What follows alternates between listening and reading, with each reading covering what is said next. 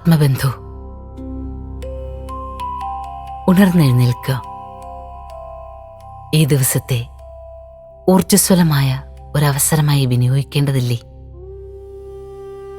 തീർച്ചയായും വേണം. ഓരോ പ്രഭാതങ്ങളും ഉണർന്നെഴുന്നേറ്റ് ജീവിതത്തെ ആനന്ദത്തോടുകൂടി കാണുവാനുള്ള അവസരമാണ് എന്ന് നമുക്ക് എത്ര തവണ വേണമെങ്കിലും പറയാം. എത്ര തവണയും ഈ സത്യത്തെ ഉള്ളിലേക്കെടുക്കുകയും ചെയ്യാം. കാരണം ആനന്ദത്തോടുകൂടി, സമാധാനത്തോടുകൂടി, സന്തോഷത്തോടുകൂടി ജീവിക്കുക എന്നുള്ളതാണ് നമ്മളുടെ എല്ലാവരുടെയും ആവശ്യം.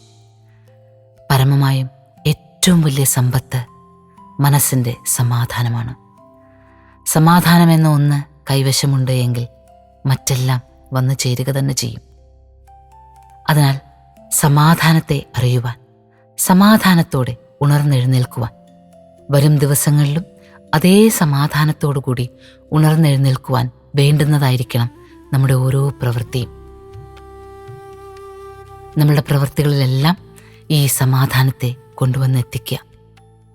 ഇന്നീ പ്രഭാതത്തിൽ ഉണർന്നെഴുന്നേൽക്കുമ്പോൾ ആദ്യം ചിന്തിക്കേണ്ടുന്ന കാര്യം, എൻ്റെ സമാധാനത്തിനായി എനിക്കിന്ന് എന്ത് ചെയ്യാൻ പറ്റും എന്നാണ്. എൻ്റെ സമാധാനത്തിന്, എൻ്റെ സ്വസ്ഥതയ്ക്ക്.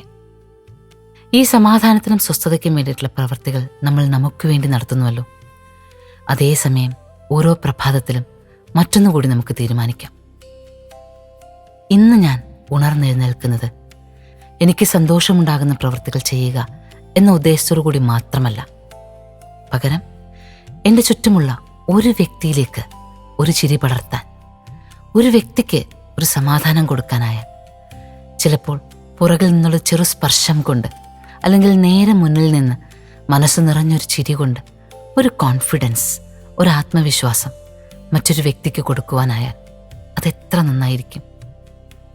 വേദനിച്ചിരിക്കുന്ന ഒരാൾക്കരികിൽ ചെന്ന് ഒന്ന് ചേർത്ത് ആലിംഗനം ചെയ്യാൻ സാധിച്ചാലും. കേരളത്തിലെ കണ്ണൂർ ജില്ലയിലെ കൊട്ടിയൂർ എന്നൊരു ക്ഷേത്രമുണ്ട്. അവിടെ സതീദേവിയുടെ ദേഹത്യാഗത്താൽ, വിരഹദുഃഖത്താൽ വേദനിച്ചിരിക്കുന്ന മഹാദേവൻ അങ്ങനെ തന്നെ ധ്യാനഭാവത്തിൽ തീവ്ര വേദനയിലിരിക്കുമ്പോൾ ഈ മഹാദേവനെ കാണുവാനായി ചെന്ന മഹാവിഷ്ണു ചേർത്ത് പിടിച്ച് ആലിംഗനം ചെയ്യുന്ന ഒരാചാരമുണ്ട്. ഇന്നും ആ ആചാരം ആലിംഗന പുഷ്പാഞ്ജലി എന്നാണ് അറിയപ്പെടുന്നത്. സൂര്യൻ നിത്യവും ഭൂമിയെ അങ്ങനെ ആലിംഗനം ചെയ്യുന്നില്ലേ?